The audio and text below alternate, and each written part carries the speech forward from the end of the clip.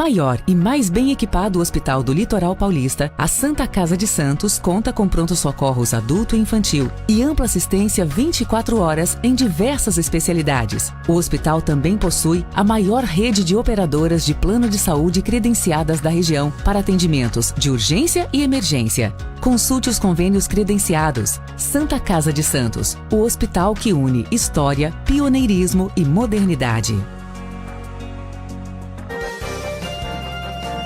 Começa agora Jornal em Foque. Apoio Santa Casa de Santos, cada dia mais completa.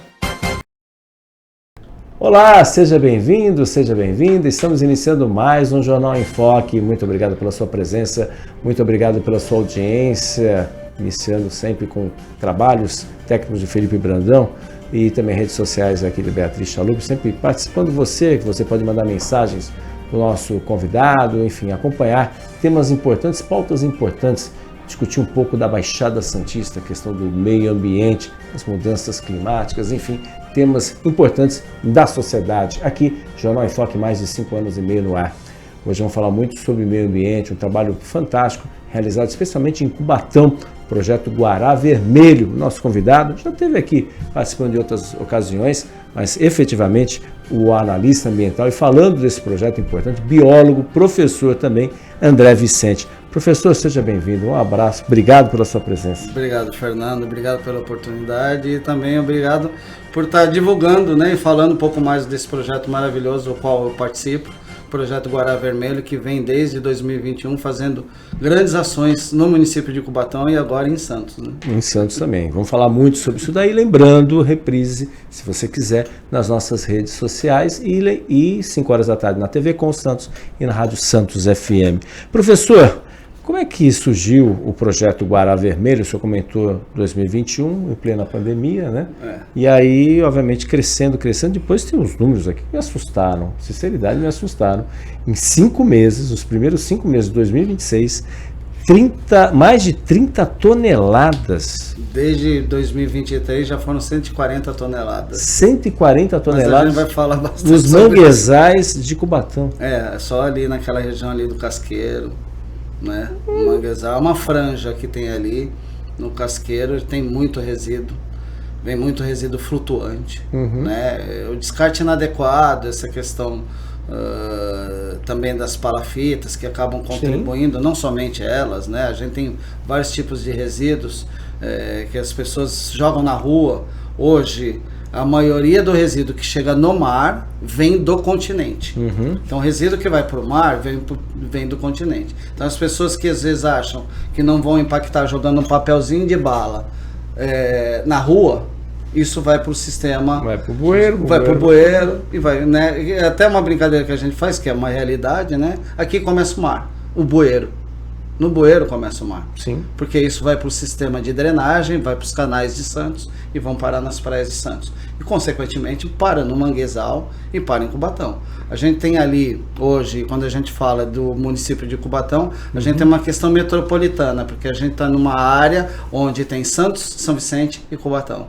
Então, essa área, justamente,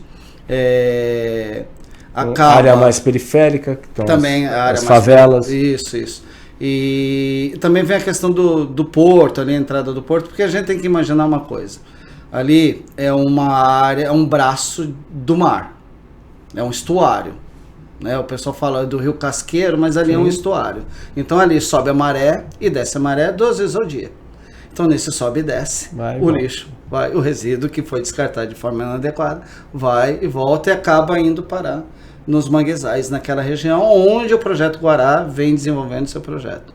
E você me fez a pergunta como que surgiu o projeto. Como que surgiu? Porque eu estou espantado, o senhor está comentando, e assim, 300 toneladas, um pouco mais de 300 toneladas. 140 toneladas. 30 toneladas. 30 toneladas, desculpe, 30 toneladas nos 5 primeiros meses.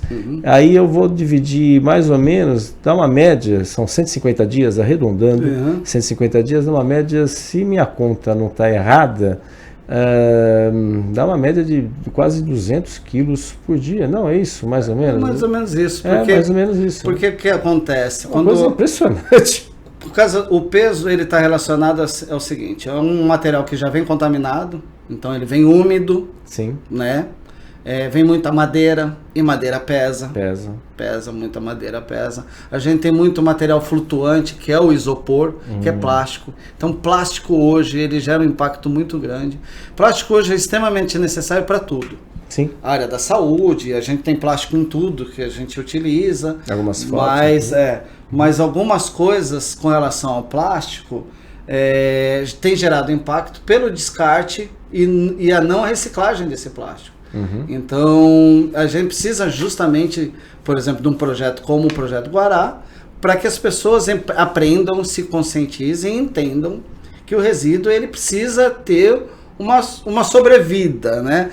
Passe por os R's, né? Os 3, 5, 10 ORs que existem hoje, que é a reciclagem, né? A reutilização, né? A gente tem que repensar o nosso consumo. Está tudo relacionado também ao nosso consumo. Né? Eu fiz uma ação há muitos anos atrás em áreas de palafita e a gente tirou ali quase 100 quilos de garrafas de vidro. Nossa. Isso foi muitos anos atrás. Hoje, pelo Projeto Guará, a gente retira vidro, a gente retira plástico, isopor, muito isopor, que é o flutuante, bastante madeira, né? Colchão. Não sei se tem uma imagem de um colchão que tem, por exemplo, agora é a época de reprodução das árvores de manguezal. A gente tem 3 espécies de árvore de manguezal, que são extremamente importantes para a cadeia alimentar, para que esse ambiente tenha vida. E no colchão já tinha várias sementes brotando. Para você ver o quanto tempo que aquele colchão estava lá. E a natureza reagindo, né? Reagindo, impressionante isso. Mas vamos voltar lá na pergunta. A pergunta, como é que surgiu? Acho que vê tanto lixo, talvez surgiu o Guará. Não, essa questão do resíduo gera muita discussão, né? Sim. E um impacto muito grande, né? A gente fica muito preocupado. O Projeto Guará, ele vem com essa pegada, ele vem através da ONG no DAER, a ONG, é um núcleo, né, que trabalha com essas questões relacionadas à conservação ambiental. O nome da ONG é DAER? No DAER. Ah, no DAER. No DAER. Tá? Núcleo de Defesa Ambiental. Tá? Bom, o que acontece? No DAER surge com essa proposta de conservação por causa de uma indignação do Celso, que é o presidente, e suas filhas, que são as nossas diretoras, né, a Thaís, Tailane e a Laís, ali com a região do Rio Cubatão, né? Surge a Nudaer. A partir da Nudaer, vem algumas vertentes, que é o Projeto Guará Vermelho e o Amigos do Rio, né? Então, o Projeto Guará Vermelho é um projeto da ONG Nudaer. Em 2021 surge uma oportunidade, 2023 surge uma oportunidade de participar de um edital da Petrobras, né? E justamente a partir desse momento o projeto começa a crescer e ganhar outras vertentes, né? Em final do ano passado, a gente consegue a renovação do projeto junto à parceira Petrobras, e aí o projeto agora está crescendo com várias ações de educação ambiental, de pesquisa, né? A gente tem hoje, quando você faz essa retirada de resíduo, a gente tem que entender como que esse resíduo está chegando, de onde ele está vindo, fazer um diagnóstico, entender esse caminho. Esse caminho. E também dar uma destinação para isso, né? Infelizmente, a grande maioria não se dá destino, vai para o aterro sanitário. Esse material, por exemplo, que vocês coletam, porque ele já está tão contaminado, degradado, não tem como ser aproveitado. Então, o ideal é que isso seja feito antes dele chegar. Isso, por isso que hoje, por exemplo, eu sou o responsável por palestras, então eu tenho ido nas escolas, conversado com as crianças, a gente tem dado palestras, né? Tem um grupo específico de pedagogas que estão trabalhando com os pequenininhos, né? Então eu já trabalho com o jovem, com o adulto, né? E é justamente isso que você falou, Fernando, a gente minimizar com que essa questão do resíduo pare no mar, pare na praia ou no manguezal, né? E a gente hoje, falando de manguezal, a gente tem que falar de um ecossistema extremamente necessário para nós, né? Sim. É um ambiente onde a gente fornece vários serviços, onde ele nos fornece vários serviços ecossistêmicos, né? Como alimento, né? As pessoas comem peixes, Sim. Camarões e principalmente caranguejo que vem do manguezal, né?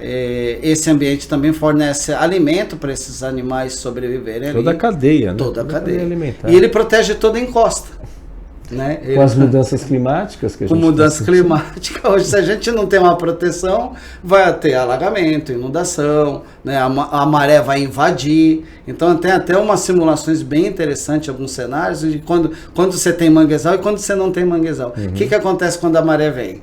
Né? Quando você tem manguezal, ele retém. Ele impede, Sim. ele segura aquele solo. Então, essas... Raramente tem alagamentos onde tem manguezal. Isso. Ou praticamente... a gente tem que nem o jundu na praia. O que nem o jundu na praia. Alguns ainda falam que tem que... mato, tem que cortar o mato. Enfim. Não, quando a gente não entende, tudo é mato. Né? Exatamente. Né? E o jundu é extremamente necessário justamente para a retenção da areia. Né? Né? Então hoje a gente vê as praias de Santos mudando as posições e tudo mais, porque a gente não tem mais jundu há muitos anos. Sim, né? sim. E agora começa a surgir porque vários fatores, né? A pandemia acabou, de certa forma, voltando aí o jundu, especialmente ali no José Menino, ali naquela região ali, Canal 1, ali você tem Lógico que a gente tem vegetações exóticas ali misturadas e tudo mais, mas isso faz parte do desenvolvimento e também do ambiente, que ele vai dando condições para que plantas se desenvolvam. É a mesma coisa que você vai no manguezal. Um manguezal muito antropizado, muito impactado, você vai encontrar árvores que não são nativas dela. Sim. Né? A gente tem um impacto hoje na região de Cubatão, que vem um projeto até da Fundação Florestal, bem interessante, que é a retirada do mangue-maçã, que é uma árvore de manguezal típica da Indonésia. E foi introduzida... Provavelmente água de lastro. Água de lastro. Água de lastro, navio, né?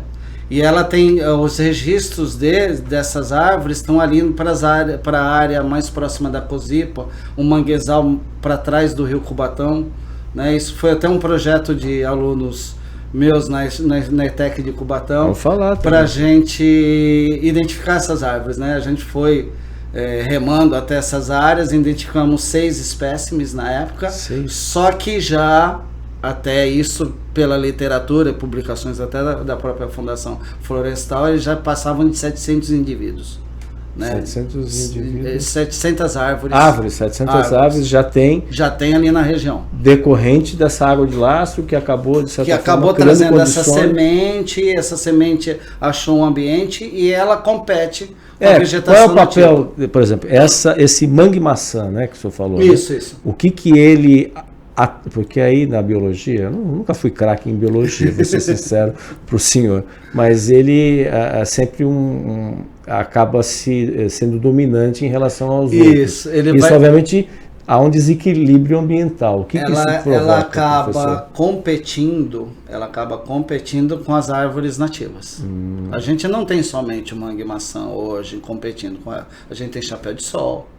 A gente tem que não é típico de manguezal, a gente tem leucena, a gente tem outras árvores que competem com as árvores nativas quando você tem um mangue antropizado. Essas árvores, quem está nos assistindo, esse tipo de árvore que é aquela que... A gente tem aqui hoje, quando a gente vê, principalmente essas que raízes... A raiz é para cima, né? Isso, são as raízes. Porque o solo do manguezal, ele é muito pobre em oxigênio. E aí, o que a árvore tem que ter? Uma adaptação. Ela se adapta ao ambiente que ela vive.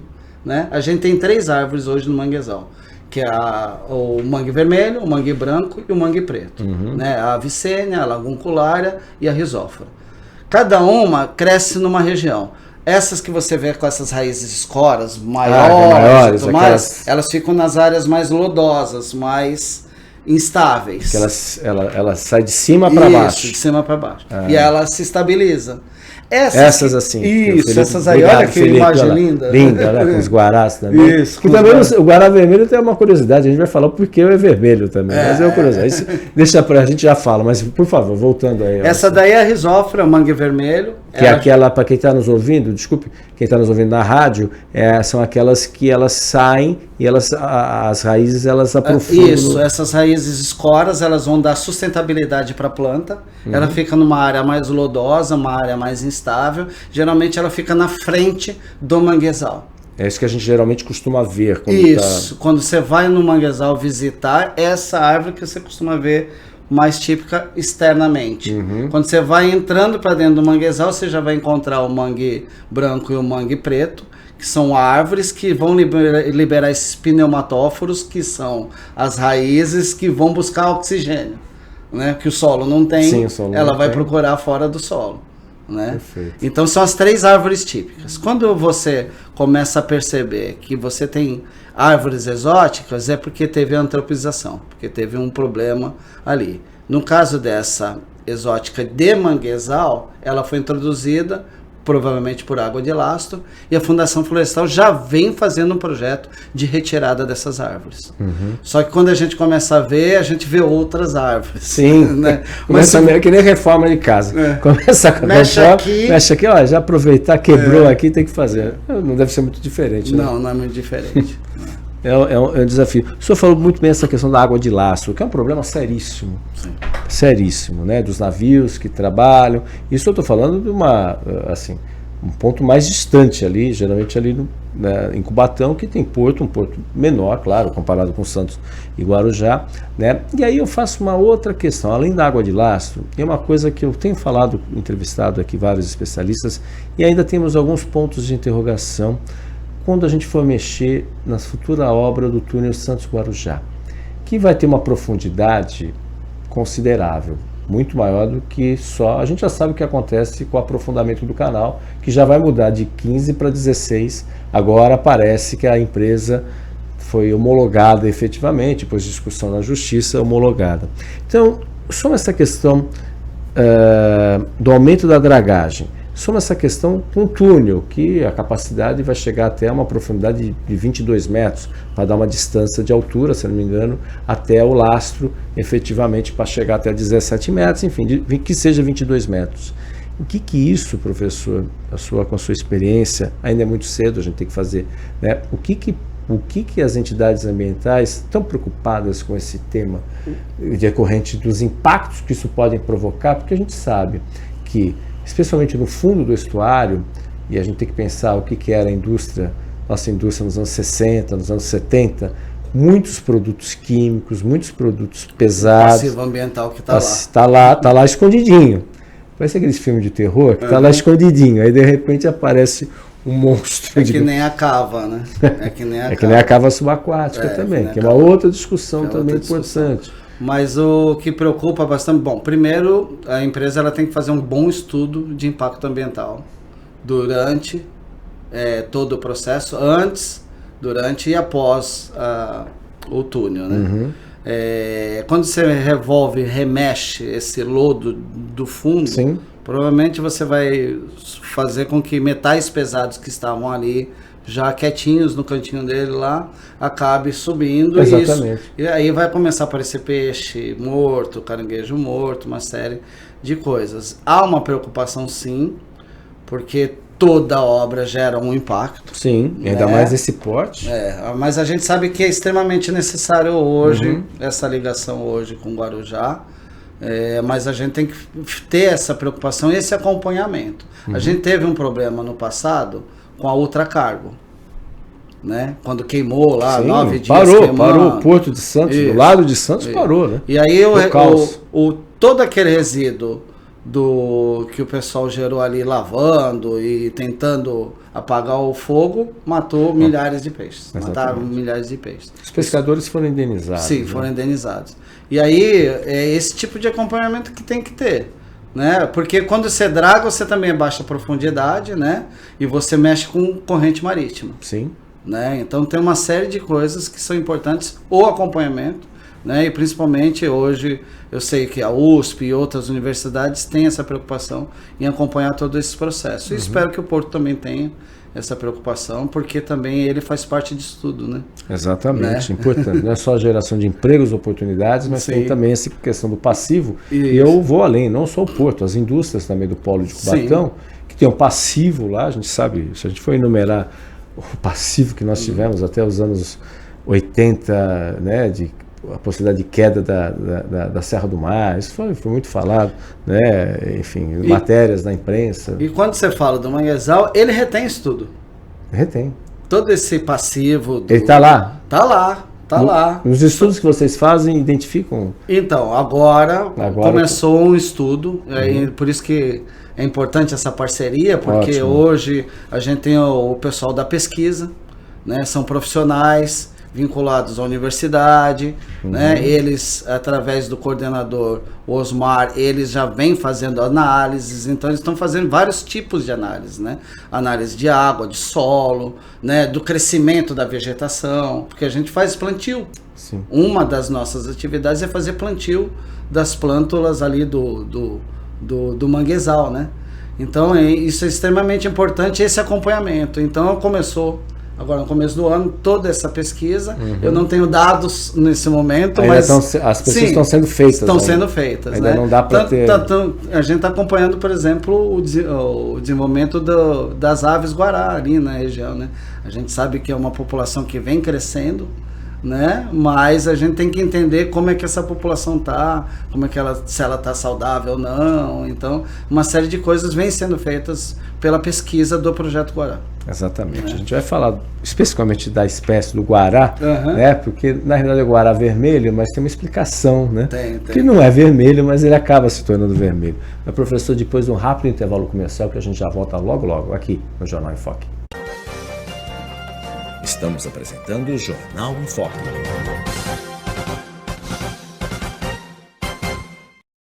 Maior e mais bem equipado Hospital do Litoral Paulista, a Santa Casa de Santos conta com pronto-socorros adulto e infantil e ampla assistência 24 horas em diversas especialidades. O hospital também possui a maior rede de operadoras de plano de saúde credenciadas da região para atendimentos de urgência e emergência. Consulte os convênios credenciados. Santa Casa de Santos, o hospital que une história, pioneirismo e modernidade. Você quer receber notícias do Boc News no seu celular e e-mail? É fácil. Acesse bocnews.com e inscreva-se para receber a edição digital do Boc News no seu final de semana. E para receber também o boletim diário, resumo do dia, sempre de segunda a sexta, envie uma mensagem pelo WhatsApp 13 99123 2141. Fique bem informado e receba sempre conteúdo de qualidade com a credibilidade do Boc News. Ao longo dos últimos 5 anos, o Jornal em Foque entrevistou profissionais de variadas áreas para esclarecer, informar e analisar os mais importantes assuntos de Santos e região, estado de São Paulo e do país. São mais de 1000 programas e entrevistas que levaram informações aos internautas, telespectadores e ouvintes, sempre com pluralidade de opiniões. Jornal em Foque, de segunda a sexta, a partir das 9h30 da manhã, nas redes sociais do Boc News, com reprise às 5 da tarde, na TV Com Santos e na Rádio Santos FM. Jornal em Foque, há 5 anos no ar, levando conteúdo de credibilidade com padrão em Foque e Boc News de jornalismo.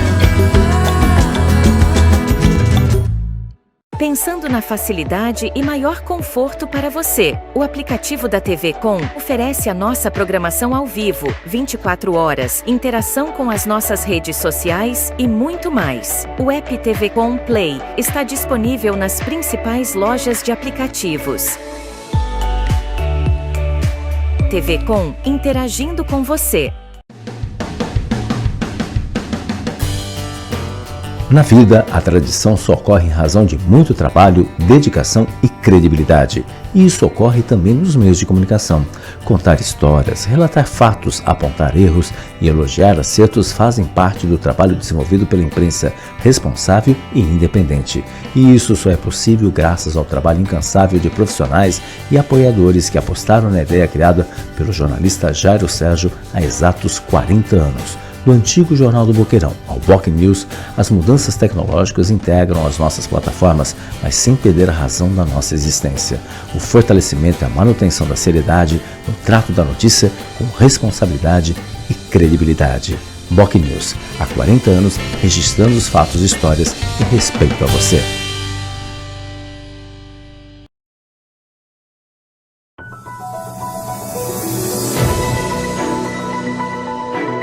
Acompanhe a nossa programação 24 horas ao vivo pelas operadoras de TV a cabo, pelo nosso portal e aplicativo oficial, digitalmente via simulcast e nas maiores plataformas de streaming. Saiba mais em tvcomsantos.com/abrangência. Somos multiplataforma. Somos TV Com. Acompanhe as nossas redes sociais, ficando por dentro de tudo que rola aqui, na TV Com. No Facebook, tvcomsantos.oficial. O nosso Instagram é @tvcom.santos, no X @tvcom_santos. E pelo nosso canal oficial no YouTube, emissora TV Com. Nosso WhatsApp é 13 97 417 5194. TV Com, interagindo com você.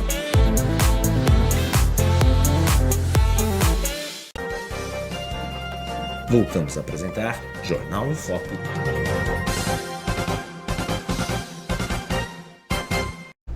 Olá, estamos de volta no Jornal em Foco de hoje, falando muito sobre meio ambiente também, um trabalho muito interessante do Instituto Guará Vermelho, faz um trabalho em Cubatão, agora também fazendo em Santos também, e o biólogo, que também é analista ambiental, André Vicente, é o nosso convidado, falando muito sobre esse projeto. Professor, também, sou como também professor, até pegando o gancho do bloco anterior, por que o Guará? O Guará não é típico aqui da nossa região e acabou se tornando um símbolo do Cubatão, por exemplo. Como é que surgiu a história do Guará? O senhor estava me comentando em off, mas assim, é uma história muito legal para os nossos internautas, telespectadores e ouvintes também conhecerem um pouco dessa história, dessa ave que acabou virando símbolo novamente em Cubatão aí. E até a cor dela, porque ela não é... Não nasce vermelho, né? O Guará é uma ave típica do norte. Aliás, uma grande concentração... Norte do país mesmo. Norte do país. Né? Até uma grande concentração dessas aves ficam no maior manguezal mais preservado do país, que fica ali na região amazônica, na região do Pará. Né? Então lá a gente tem muitos guarás, uma população grande de guarás. Né? Até turisticamente é bem explorado isso.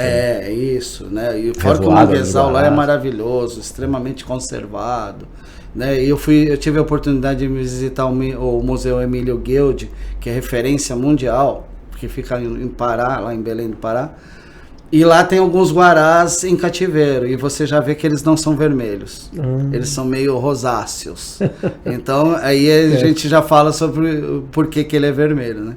Mas o guará, ele vem com uma população crescendo ali na região norte, e ele começa a explorar áreas do nosso país, onde ele consegue alimento.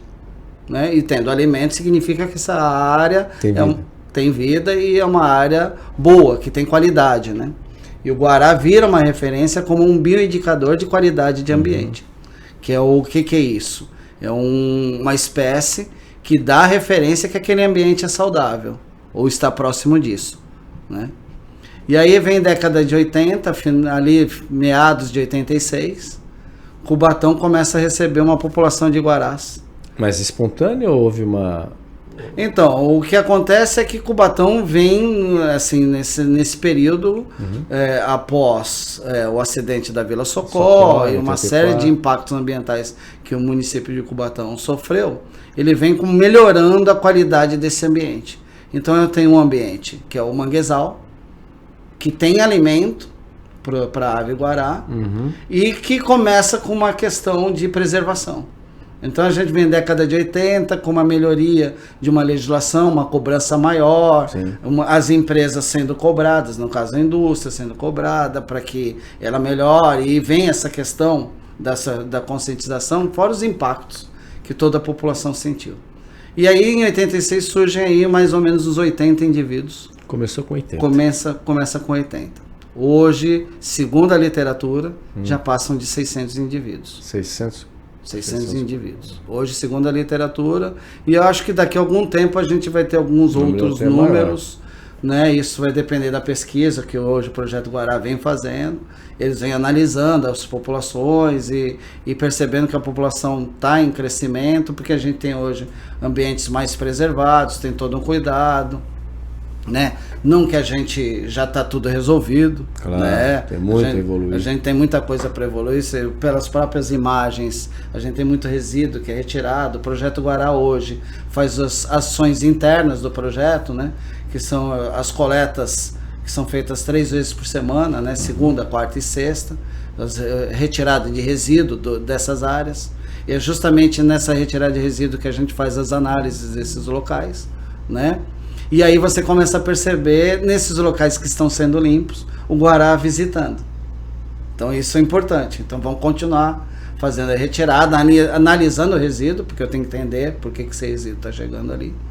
E também percebendo que, bom, se eu estou retirando, eu tenho a base da cadeia alimentar do Guará, que é o caranguejo, que tem um carotenoide, o beta-caroteno, que vai dar a cor para o Guará. Então o Guará, ele não nasce vermelho, né? Por incrível que pareça, ele nasce preto, e aí ao longo da sua vida, ele vai sendo alimentado ali pelo caranguejinho.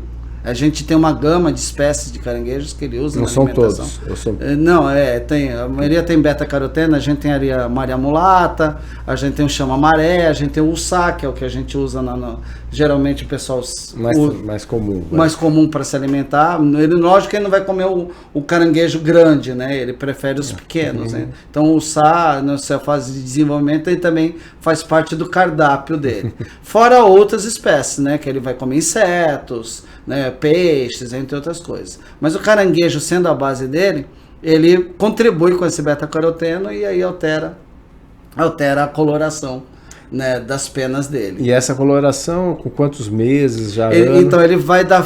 Então é bem interessante, porque as aves, elas têm essas questões relacionadas, uma plumagem, né, juvenil e uma plumagem de adulto, né? Então, quando ele tá da fase do jovem... Felipe Brandão, olha lá. Obrigado pela foto aí, já dá... Quem está nos acompanhando... Ele tá branquinho, né? Meio tá acinzentado. Branco, esses já estão, né, vermelhos. Isso. Branco entrando tenuamente por rosa, né? Isso. Então, mas vê que é uma espécie bem jovem aí, os outros já são... Ele fica meio acinzentado, né? Bom, o que acontece? Ele, quando ele vai se alimentando, ele vai mudando essa plumagem. Então ele vai perder essa plumagem, né? Meio esbranquiçada para olha lá. Olha ele ali. Olha como é que ele nasce. Exatamente. Né? E aí ele vai ganhando essa plumagem mais avermelhada. Por causa do a gente tem hoje algumas espécies que vivem no nosso país, que é a ibis branca, que parece um guará, só que ele é todo branco. Tem o tapicuru, que esse a gente... Que é esse que está vindo... Novo visitante aqui Novo visitante. Ele veio do sul. Esse veio do sul. Que é o todo preto.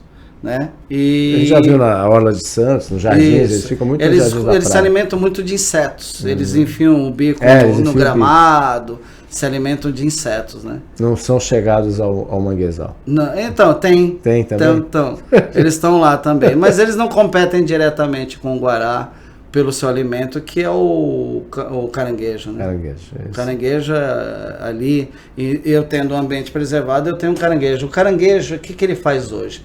Ele come a folhagem das árvores de manguezal e ele também revolve todo aquele lodo do manguezal. Então ele porque o manguezal é muito rico em matéria orgânica.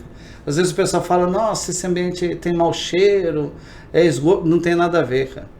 Isso é o cheiro da decomposição daquela matéria orgânica, porque é um ambiente extremamente rico em matéria orgânica. E isso faz parte da base da cadeia alimentar. O manguezal hoje a gente considera como um berçário da vida, porque os peixes vêm se reproduzir ali, os caranguejos vêm se reproduzir ali, as aves vão se alimentar ali, né? Então, por exemplo, hoje a gente tem um guará, um ninhal em frente à Ilha Caraguatá. Então tem um ninhal grande ali em frente à Ilha Caraguatá, onde essas aves estão se reproduzindo. E elas estão se reproduzindo de uma forma que hoje o pessoal tem visto o guará em São Vicente, guará em Santos, na Praia Grande. Tem um colega meu que mandou uma foto lá em Itanhaém, todo contente, tem guará em Itanhaém. Que a ave está se espalhando, está achando novas áreas, né? E é bom que isso aconteça, que as pessoas começam a se preocupar com o ambiente, em preservar aquele ambiente, minimizar impactos, como moradias em ambientes de manguezal, né? E também condomínios. A gente tem que começar a imaginar que tipo de desenvolvimento que a gente quer ter. Certamente, né? Esse é o grande desafio que a gente tem pela frente aí. Enfim, as coisas estão mudando rapidamente. Professor, uma outra questão também, que é assim, vocês retiram, né, vocês fazem coleta segunda, quarta e sexta. Em Cubatão e em Santos também estão fazendo agora também? A gente faz mutirões em Santos. Mutirões em Santos. O que acontece? A gente tem as nossas ações internas e as ações que a gente abre para todo mundo.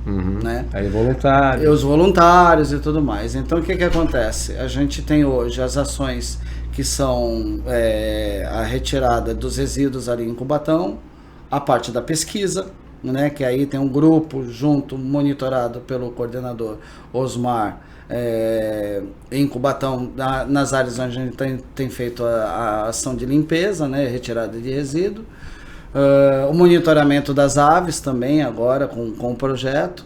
A gente tem as palestras, o trabalho de educação ambiental, né, plantio de mudas. Então tem períodos específicos que a gente vai lá, faz plantio de muda e acompanha o desenvolvimento dessas mudas, tanto em Manguezal como em outras áreas de Mata Atlântica.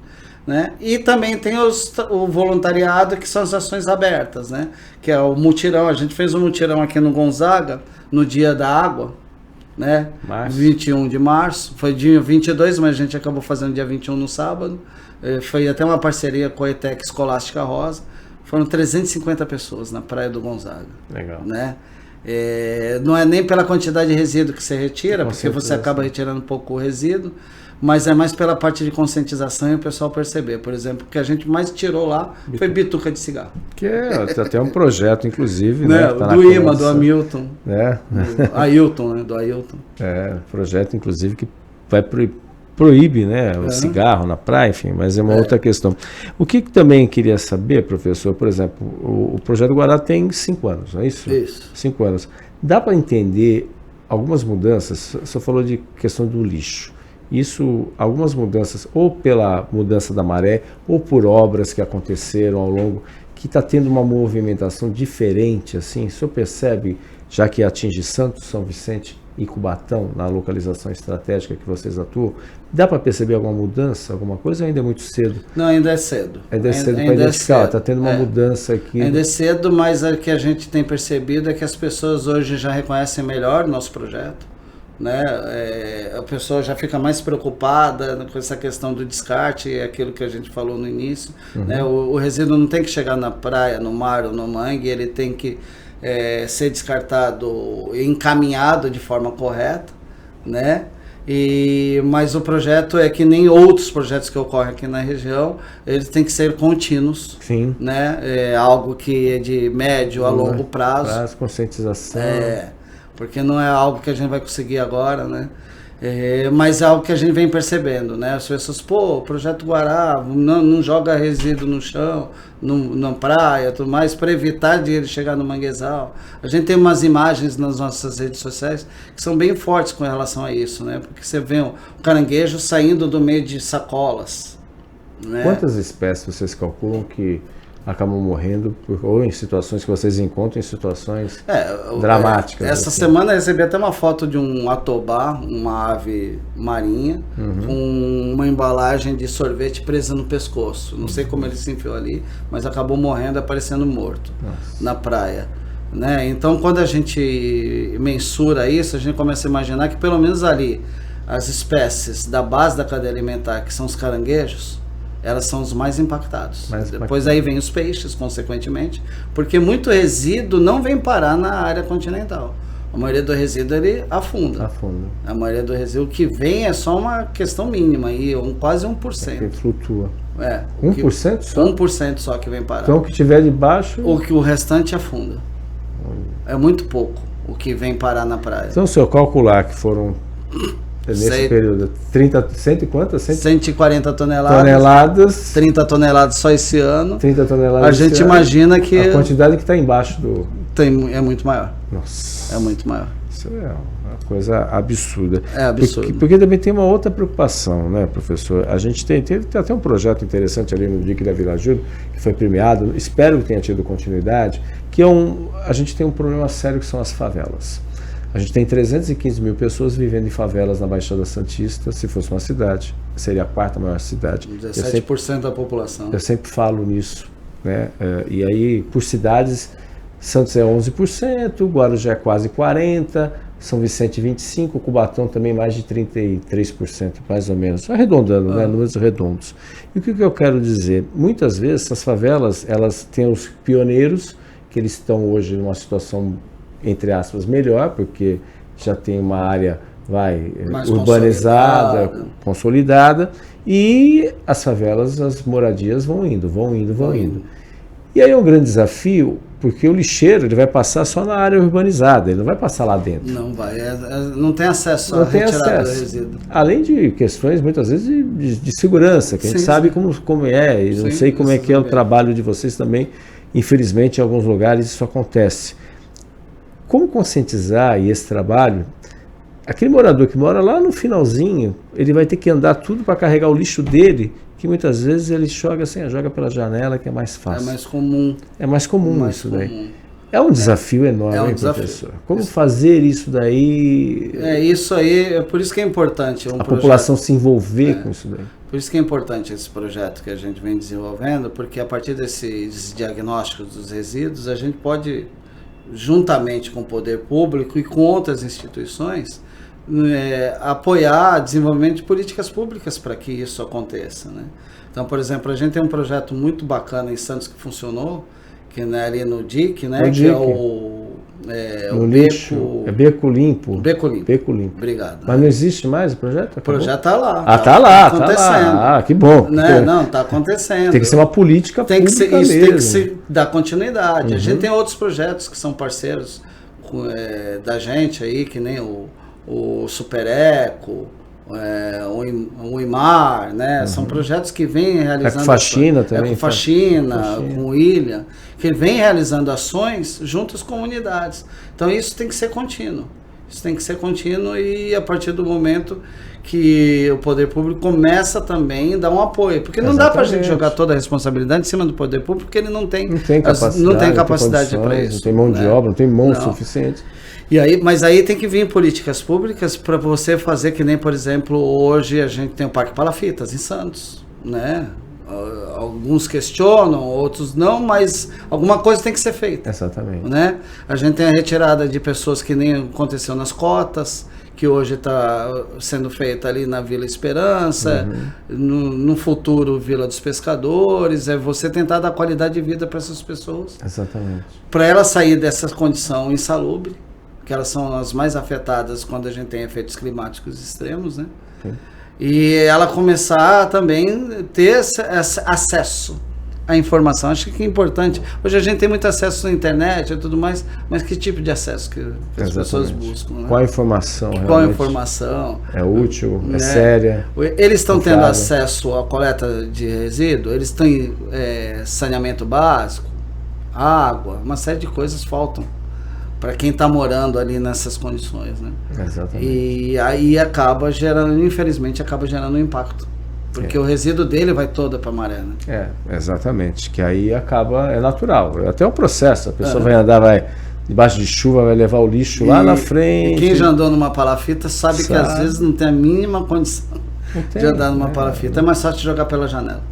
Essa que é a verdade, né? Então, o que você pode fazer? Um grupo, sei lá, uma ideia, um grupo de jovens da própria comunidade, que aí teriam bolsas, alguma coisa, seriam os ecológicos. A gente teve no passado um projeto muito bacana do governo do estado, que era o PJ+, quando foram retiradas as pessoas ali das cotas. E que eram jovens, que faziam oficinas, discussões e tudo mais, até para ele aprender que ele não pode jogar o óleo no ralo. Sim, outra questão, óleo, é um problema seríssimo. Então ainda tem gente que ainda costuma jogar isso. Jogar óleo pela pia. E a gente tem vários projetos que ganham dinheiro e vivem disso. Então hoje, todo resíduo que a gente gera pode ser resíduo para a gente, mas é dinheiro para alguém. A gente tem que começar a imaginar isso. Começar a fazer a nossa separação, nossa coleta seletiva em casa, né? Encaminhar de forma correta, né? Desde o orgânico.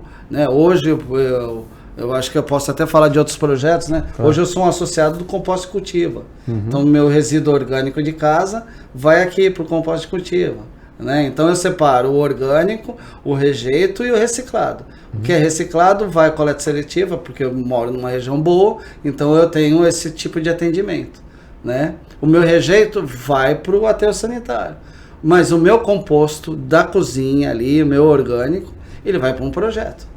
Então as pessoas elas têm que começar a entender e aprender que a gente tem essa responsabilidade com o planeta. E a partir desse momento, né, as pessoas entendendo que as coisas vão melhorar. Mas isso aí leva tempo. Né?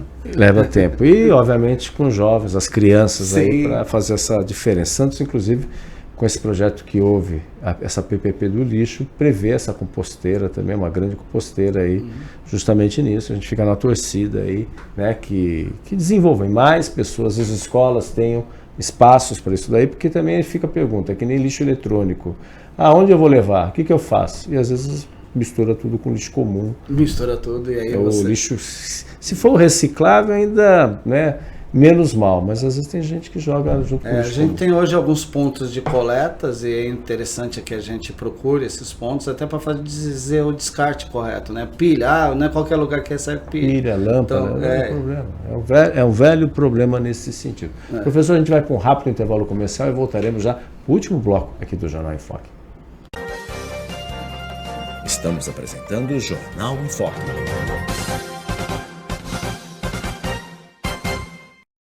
Maior e mais bem equipado Hospital do Litoral Paulista, a Santa Casa de Santos conta com pronto-socorros adulto e infantil e ampla assistência 24 horas em diversas especialidades. O hospital também possui a maior rede de operadoras de plano de saúde credenciadas da região para atendimentos de urgência e emergência. Consulte os convênios credenciados. Santa Casa de Santos, o hospital que une história, pioneirismo e modernidade.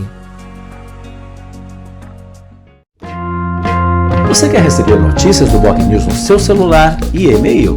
É fácil. Acesse bocnews.com e inscreva-se para receber a edição digital do Boc News no seu final de semana. E para receber também o boletim diário, resumo do dia, sempre de segunda a sexta, envie uma mensagem pelo WhatsApp 13 99123 2141. Fique bem informado e receba sempre conteúdo de qualidade com a credibilidade do Boc News.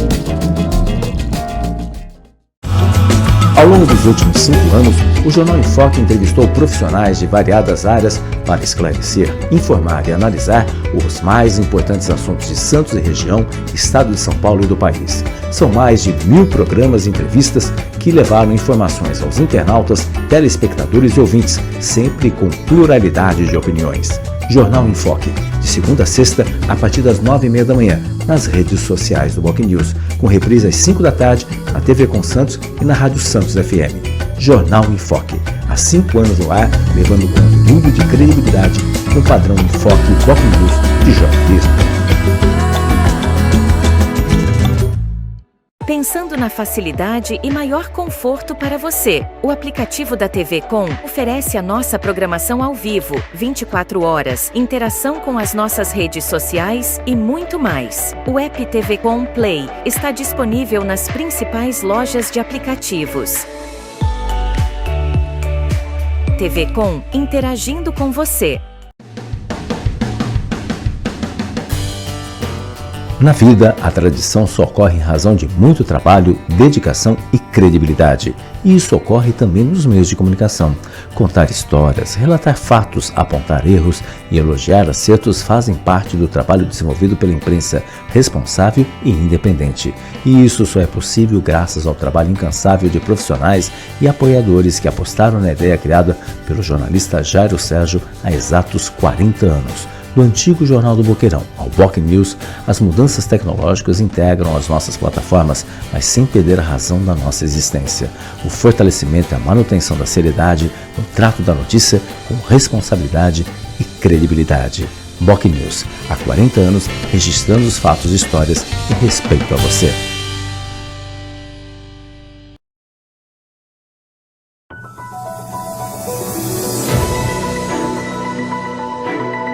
Acompanhe a nossa programação 24 horas ao vivo pelas operadoras de TV a cabo, pelo nosso portal e aplicativo oficial, digitalmente via simulcast e nas maiores plataformas de streaming. Saiba mais em tvcomsantos.com/abrangência. Somos multiplataforma. Somos TV Com. Acompanhe as nossas redes sociais, ficando por dentro de tudo que rola aqui, na TV Com. No Facebook, tvcomsantos.oficial. O nosso Instagram é @tvcom.santos, no X @tvcom_santos. E pelo nosso canal oficial no YouTube, emissora TV Com. Nosso WhatsApp é 13 97 417 5194. TV Com, interagindo com você.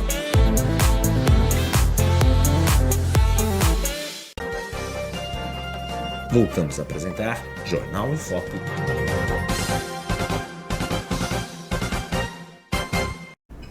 Olá, estamos de volta no Jornal em Foque de hoje, trazendo como convidado o biólogo André Vicente. Ele é analista ambiental do projeto Guará Vermelho. Está falando muito sobre o projeto, as expansões, pesquisas e outros trabalhos desenvolvidos.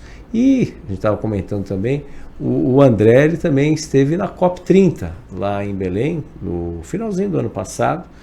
E até as experiências, que Cubatão, aliás, foi a única cidade presente, inclusive o prefeito esteve presente, stand, Cubatão tinha um stand lá na coisa. Mas como é que foi essa experiência aí da COP30? Que lições que a gente pode levar adiante e, obviamente, trazer para a nossa realidade aqui nesse sentido? Eu acabei indo na última semana da COP, foram 2 semanas, finalzinho de novembro, da Conferência das Partes sobre Mudanças Climáticas. A discussão grande ali era justamente para que a gente tivesse uma proposta do mapa para mudanças climáticas, de transição energética, né? E justamente o não uso do petróleo, mas a gente tem um lobby muito grande com relação ao petróleo, né? Ao combustível fóssil, mas isso, apesar de ter essa pressão, é aí que a gente começa a entender o que é uma COP, né? Essas relações internacionais são importantes, né? Os contatos, as conversas e tudo mais. Então, como não tinha sido pautado na COP anterior, essa questão do combustível fóssil, eles ignoraram. Então, nem discutiu transição energética. Mas veio uma pressão da Colômbia, de outros países, para que isso venha discutido, e o Brasil ainda é o representante da COP até a mudança para a COP31, que será na Turquia em novembro. Novembro também. Né? E aí sim, pode ser que surja alguma coisa que pautem essa questão da transição energética, para que a gente comece a pensar na diminuição do combustível fóssil, que é um dos maiores vilões nessa questão hoje de mudanças climáticas. A gente sabe que não é da noite para o dia que isso acontece, e lá na COP a gente começa a entender melhor essas geopolítica, coisas. A geopolítica. Que às vezes não depende só do Brasil. Não adianta querer levantar a bandeira e querer falar algumas coisas. Aí você tem os Estados Unidos, você sabe assim que tem uma pressão internacional maior. O que eu gostei, que achei muito interessante, que eu estava comentando contigo, foi a maior concentração, a maior participação social, né? População participando, grupos indígenas, né? Quilombolas. Então a gente teve uma grande representatividade da população ali. Era dividida na Blue Zone e Green Zone, então tinham 2 áreas ali discutindo e falando. E Blue Zone é área azul, mas sobre o oceano. A Blue Zone é o que é? Onde ficavam as pessoas que tinham autorização pela ONU, para você participar, onde estavam, por exemplo, o stand de Cubatão, que foi a única cidade da região que foi para lá, que teve representatividade. O prefeito esteve lá, a vice-prefeita, né? Teve um grupo de pessoas do município de Cubatão que fizeram contatos até com chineses, trouxeram até para Cubatão depois da COP esse pessoal. E a Green Zone é onde todos tinham participação, era aberto, era bem interessante, porque ambas se conectavam, mas você não podia ter acesso a todas, né? Mas foi bem interessante, eu acho que isso é importante para o nosso país. E a gente começar a entender, né? Não adianta a gente querer levantar bandeiras, mas não entender o que está acontecendo nas questões de geopolítica, que isso não adianta um biólogo ambientalista levantar uma bandeira se eu não tenho alguém de relações internacionais ao meu lado. Sim. E um advogado me orientando nessas coisas, né? Exatamente. E é isso que a gente aprende, e nisso que é interessante que as empresas comecem a entender que elas têm essa questão da participação na sustentabilidade e no desenvolvimento de seus produtos, né, e de seus serviços, né? Muito Isso bem. É importante. Muito bem. Professor, o senhor também é professor da Escola Técnica de Cubatão também, e também o senhor acompanha muito de perto como é que está a situação do Museu de Pesca, né? Que é do governo do estado, enfim, a gente volta e meia, a gente fala, isso de forma geral no Brasil, descaso das nossas autoridades, que abandonam aí próprios públicos que acabam sendo deixados de lado. A gente tem aqui só em Santos Museu de Pesca, o Aquário que agora voltou, a gente tem o Cesário Bastos, Escola Cesário Bastos, aquela bela escola que a USP está querendo devolver para a Secretaria de Educação do Estado, enfim, uma série de questões. Como é que a sua experiência no Museu de Pesca, aquele belo prédio ali, o que está sendo feito? O museu sempre teve essa preocupação porque é uma área de educação extremamente importante, é uma área, acho que a maioria das pessoas, eu, por exemplo, eu cresci brincando lá, trabalhei 10 anos ali com... Por isso que virou biólogo. E fiquei 10 anos ali trabalhando com encare de mamíferos marinhos, né? E o museu ele vem buscando licitações e editais justamente para que se recupere o museu, né? A gente tem uma diretora que está ali na busca disso, eu acredito e espero que isso aconteça, porque precisa reformar, você não pode abrir um próprio público sem a mínima condição, mas pelo menos eles vêm tentando fazer alguma coisa, tanto que eles estão lançando um museu online hoje, em parceria com outros museus, para que reative algumas das ações do Museu de Pesca, né? Mas por enquanto ele não vai ser aberto, porque depende de algumas reformas, principalmente estruturais, né? Telhado, janelas, essas coisas. Mas já tem alguns encaminhamentos justamente para a educação ambiental. Para essa parte de educação está funcionando, e só de ter essa questão do museu online já é uma... para não ser esquecido, tá lá. Isso. Importante. Ali atrás tem pesquisas também. O Instituto de Pesca, o APTA, né? Sim, a pesquisa continua.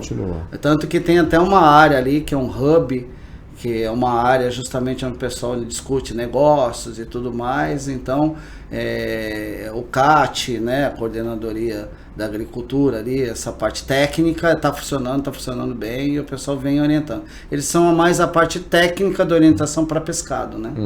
Sim, que é uma área, a pesca, infelizmente no Brasil foi um pouco deixado de lado ao longo dos últimos anos, né? Mas é uma área que agora voltou com o Ministério, tudo.